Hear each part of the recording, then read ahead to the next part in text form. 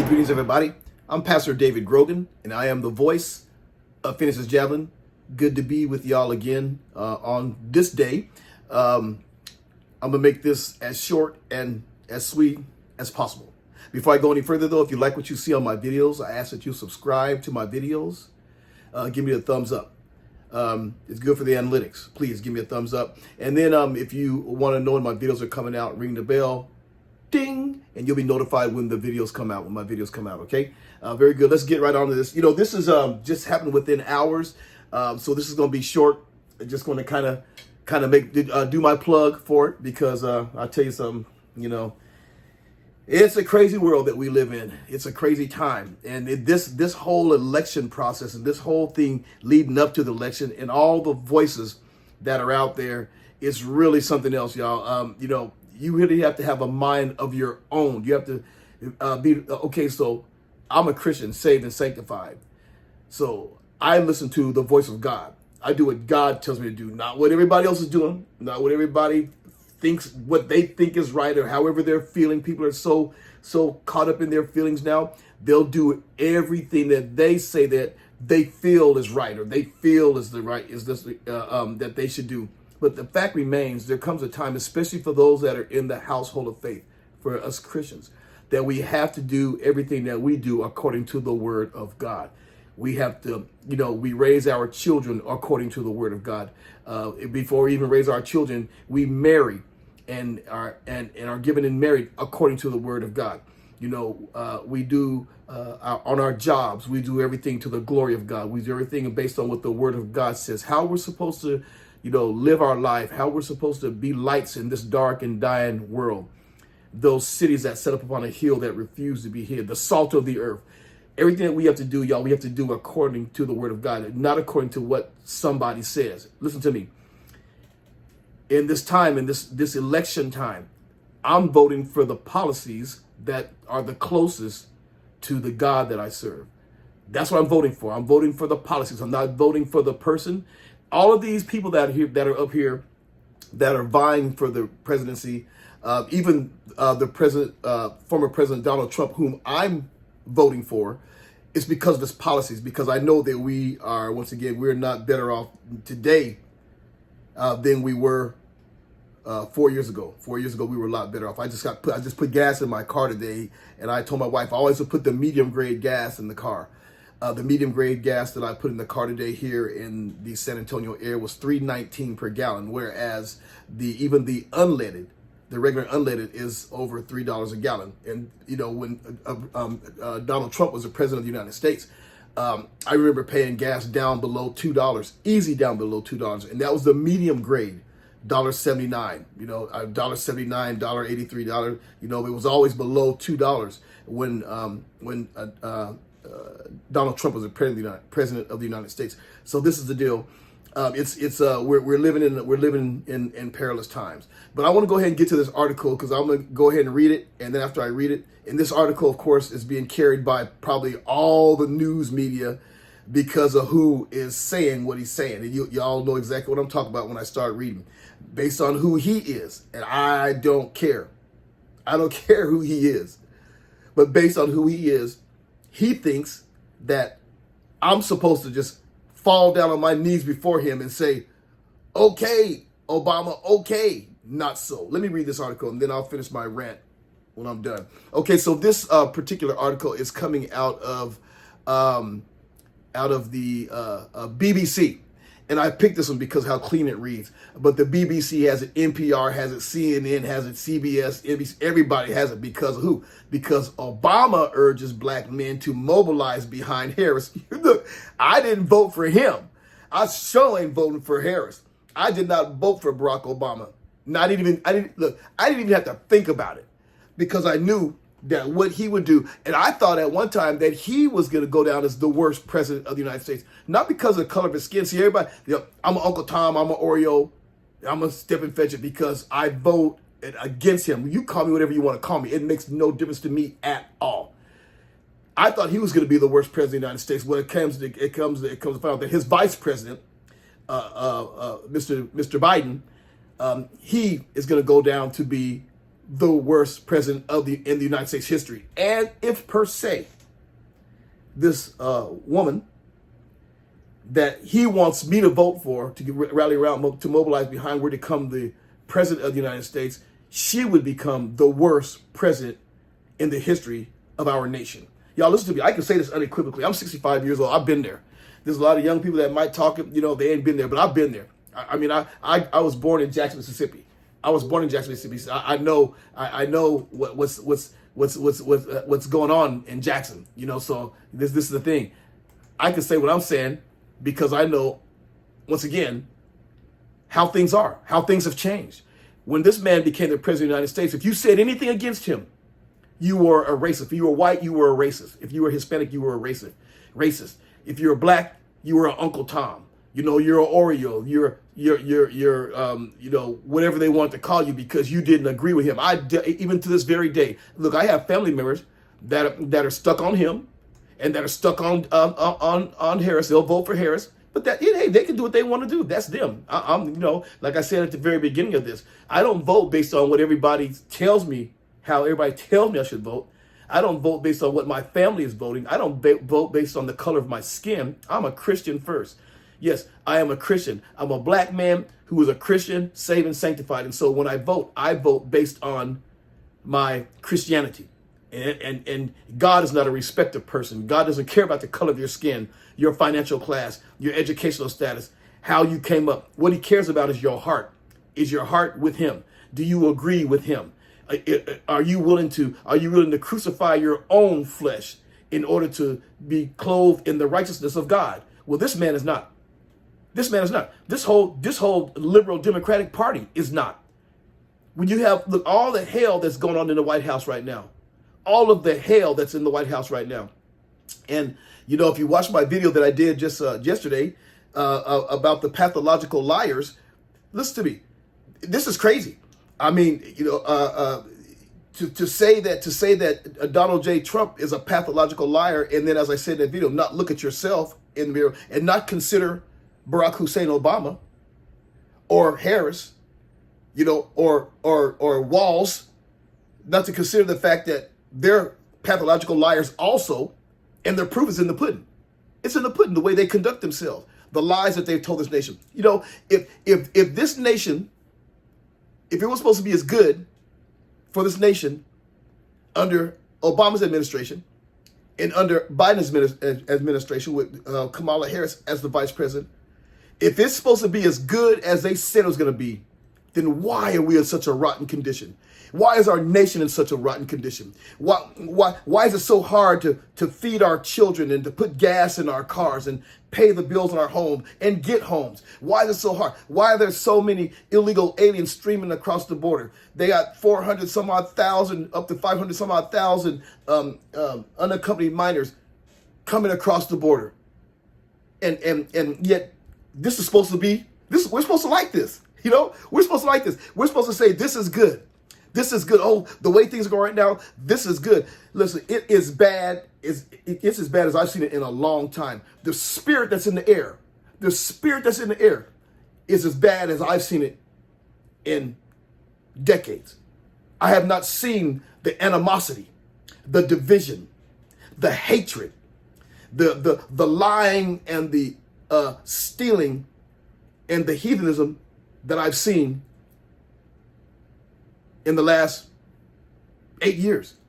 And I say 8 because when Mr. Trump was the president, they were constantly lying on him, steady going after him, steady going after him. And look, gas was cheaper, food was cheaper, the borders were closed. We had a name in the United States. I was putting gas in my car one day when I went up under the Trump administration. And I remember as I was putting gas in the car, I was standing there and I was kind of looking out into the distance. And I was thinking, man, this is the first time in a long time that I felt this type of motivation. I felt this type, I was like, things are getting better, man. This motivation, because everything, we were drilling. I was driving trucks at the time, and I was driving a flatbed, and I was delivering steel way out into the hill country of Texas. And out there you could see those big those big rock cutters cutting trenches, laying down pipe for natural gas and for oil and stuff like that. And I was thinking, man, how great we're doing. We were becoming the sovereign nation that we are supposed to be. But now look at it, not no more. Oh my goodness, there was no wars overseas. Listen to me, you Democrats, you Demorats, you can lie to yourself if you want to and say that it's better and that it's going to be better under Kamala Harris. But you've been lying to yourself, like I told you in that last video. Pathological liar. You're lying to yourself. If this woman were to become the president of the United States because her vice president pick he is a communist. He is a communist. His whole ideology, he's a communist. He's made it very clear in some of the statements that he's made that if he were voted in, it would be like a communist regime, because they would want to operate it like communists. They want to have all these biggies that have all their money, including Mr. Obama. These people have their own money. But what do they want to do? They want you to have crumbs. And they want you to be satisfied with crumbs. And they want you to say, oh, yeah, this is great. These crumbs are good. Can't really get a good taste of what's going on, but these crumbs are good. These crumbs, these government funded policies and things, they're good. And I'm a taxpayer. You're probably a taxpayer if you're watching this in the United States of America and you're not lazy and you have worked and you're working, you're a taxpayer. I don't want my taxpayer money going to such the foolishness, bunch of lazy people. The Bible talks about sloth. The Bible talks about being lazy and folding your hands when you should be working. They want you, the Democratic Party, Democrats, they want you to sit down, not work, let them take care of you, give you crumbs, and then when it's time for the next vote, they want you to vote for them again. But you know what I'm seeing? There's a lot of people that are waking up. There's a lot of people that are waking up, all races of people, black, white, Hispanic, Asian. People are waking up because this foolishness has been going on for decades, y'all. It's been going on for decades. These people have been looking at us, lying in our faces, making promises to us, and every time they get in the helm, the nation goes to pot. And right now, you'll be lying to yourself once again if you say that the United States of America has not gone down. Okay? Now, let me go ahead and read this article. Obama urges black men to mobilize behind Harris. So I got my visual accumulators on. I'm gonna slide this down here. Once again, this is a BBC. Former U.S. President Barack Obama has made an impassioned plea to black men to get behind the Democratic nominee. In an unannounced stop at a Harris campaign field office in the swing state of Pennsylvania, he chided male voters, coming up with all kinds of reasons and excuses not to support a woman for president. I don't have to come up with no reason or excuses, man. Mr. Obama, there's no way I would vote her into office. For one, she's a woman. And for another, she's a liar. There's no way that she's going to do what she says that she's going to do. Look, there's just no way. There's no way I would vote her in. Because if I were to do that, I would be complicit with the downfall of the United States of America. And then I would have to answer to God, because she's a lover of the abortion process. She's a lover of the LGBTQIA plus community. She's a lover of that. She's a lover of laziness, because she just wants you to, once again, get a job, but don't worry about the rest of it, because we're going to make sure you have all the money that you need so you can continue eating crumbs. Let me go on. So Obama later mocked Donald Trump for crazy conspiracy theories. The 2-hour speeches word salads as he debuted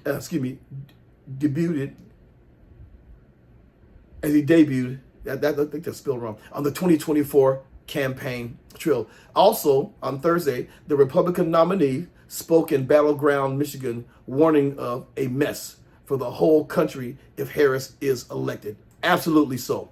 Goes on to say, when only 25 days to go until election night in America, the presidential race is as tight as ever, and a winner will likely be determined by ballots in a handful of closely contested states in the Midwest and the Southwest. Harris has been seeking to shore up support among black voters, but a poll by the National Association for the Advancement of Colored People, NAACP,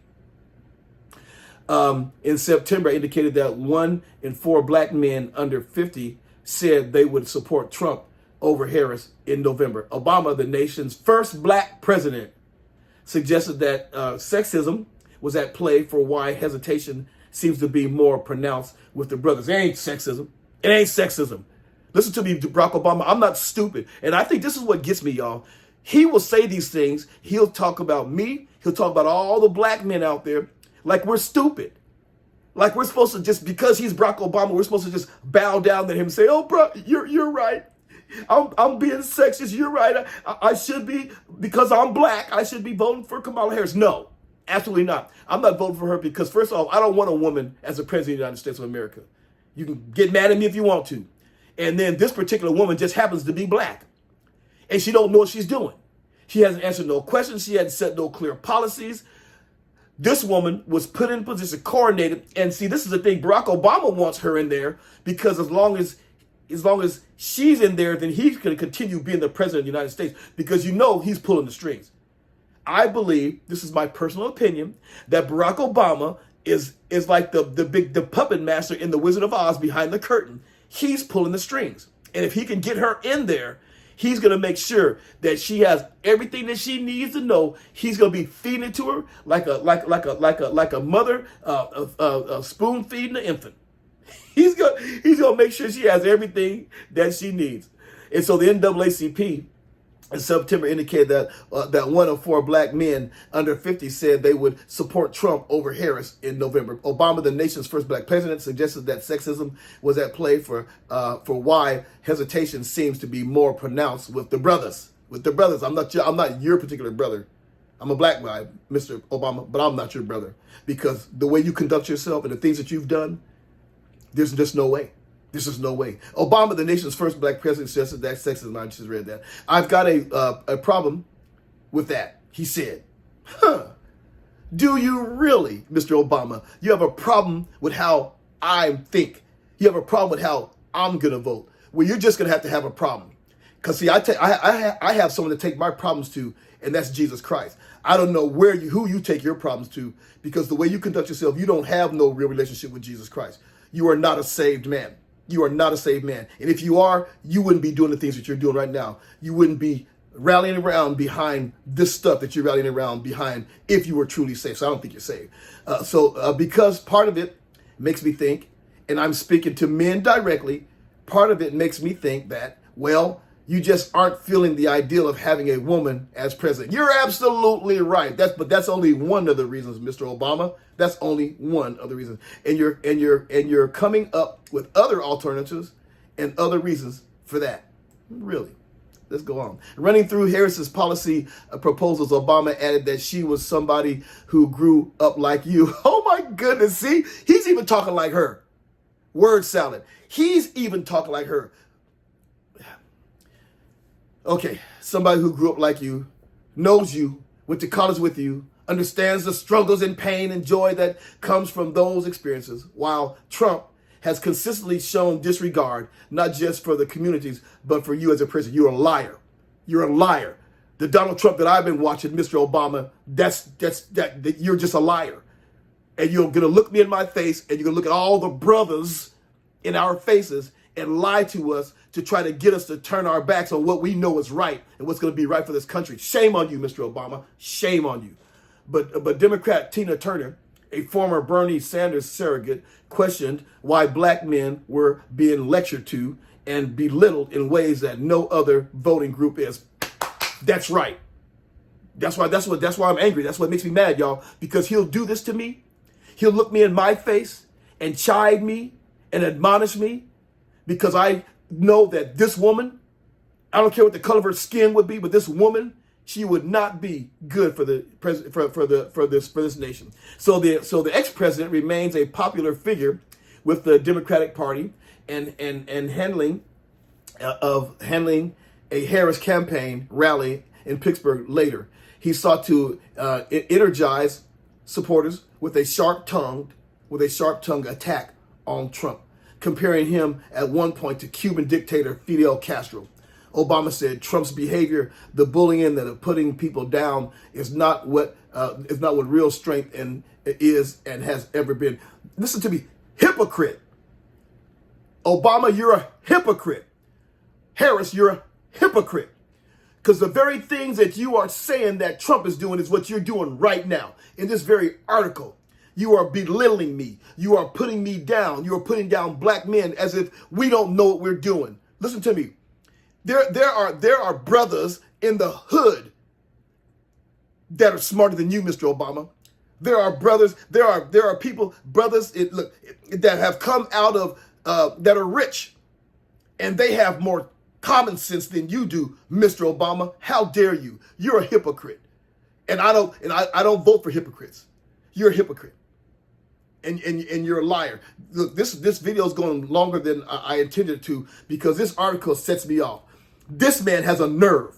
He has the gall to get up there and act like he's gonna make me feel guilty, make me feel bad because I'm not. Look, Mr. Obama, you made it worse. You've made it worse for Harris because there's a whole bunch of us brothers out here that are not going to take that crap from you, dude. You have made it worse. You have got to the point, what you have said here has made it very clear to me, I know beyond a shadow of a doubt. If there was any doubt, which there wasn't, if there was any doubt, I know beyond a shadow of a doubt, there's no way I would vote Kamala Harris in. Because if she has you backing her, and this is your ideology, this is your thought process, this is what you think about me and the brothers, there's no way. Because we need to get rid of you. And look, I'm not making a threat because you know the way you Democrats are. Oh, that video, he said we need to get rid of. You need to become irrelevant. You need to become irrelevant. You just need to go away, sit down somewhere, and enjoy whatever books and stuff you're selling. But you need to, because you're irrelevant. As far as I'm concerned, Mr. Obama, you are irrelevant. And Harris is already irrelevant, and this thing ain't even over yet. So get off your couch and vote. Put down your phone and vote. Grab your friends and family and vote, he said. Harris herself campaigned on Thursday in Nevada, where she is trying to boost support among Latino voters who could tip the scale. And I watched that doggone town hall that she did, and oh my God, that woman, she didn't answer anything. I was looking at the people's faces in there, y'all, and if their faces tell anything about how she did, she lost them. She lost them.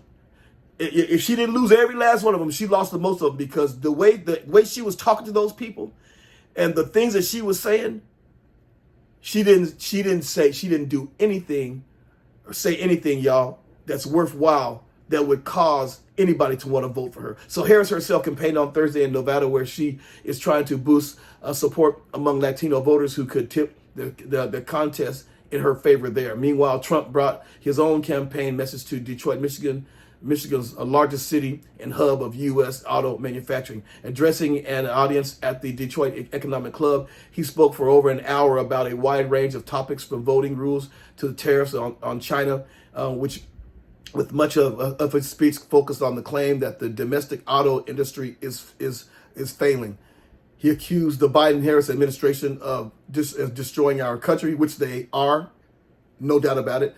That's me, I put that in there. Adding that several years of weak leadership had allowed large companies to come in and raid and rape our country. Man, look. So Trump also presented a new policy of tax deductions on auto loan interest. One in a flurry of populist-friendly economic proposals he has suggested in the closing stretch of the campaign. But the remarks were overshadowed by a moment in which the three-time Republican candidate bashed the city he was in and from whose voters he is seeking, whose voters he is seeking support. I don't think anything that we're talking about today is high on Harris's list.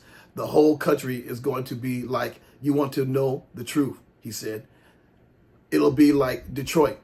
Our whole country will end up being like Detroit if she's your president. You're going to have a mess on your hands. And Detroit does have a mess on their hands. That's what he's saying. They're trying to twist it. State and local leaders slammed the comments with Michigan Governor Gretchen Whitmer defending the city as the epitome of grit, defined winners willing to get their hands dirty to build up the city and create their communities, something Donald Trump could never understand. So keep Detroit out of your mouth, and you better believe Detroiters won't forget this in November. Whitmer, Harris's ally said. It goes on to say the Trump campaign later clarified the U.S. media that Trump was arguing the city had suffered from globalist policies championed by Kamala Harris, and that his policies will usher in a new era of economic success and stability for Detroit, helping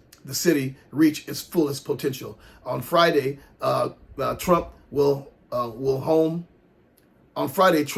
in on illegal immigration, a topic that polls suggest voters trust him to handle better than Harris, as he visits Aurora, Colorado, a city that some Republicans have claimed is being overrun by Venezuelan migrant gangs. He will also speak in Nevada, where Harris plans to speak in adjoining Arizona. Okay, so that's the end of the article. The comments that he made about Detroit has been in a mess, y'all, for a long time.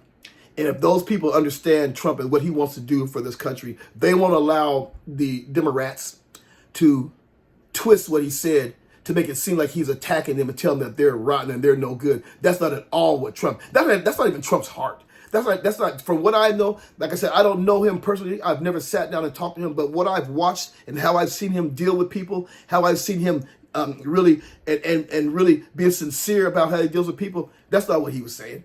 He said what he said he meant, and that's why the clarification is good. Listen to me. In my closing, this woman and her puppet master, Mr. Obama, because of the color of their skin, they want black people to think, and listen to me, let's bring it down where the rubber meets the road. So they want you to think, because you're a black person, a black man, or a black woman, or whatever, if you are a person of color, as they call it, that you're supposed to vote for them because of that. Listen to me, y'all. Don't be deceived by these people. Nothing that they have done in the last 3.5 years has caused any good to happen to not only the United States of America, but look what's happening globally, y'all. Be honest with yourself. Don't lie to yourself. Look what's happening globally. Get outside that old thing where all Democrats are black, because that's a lie from the pit of hell.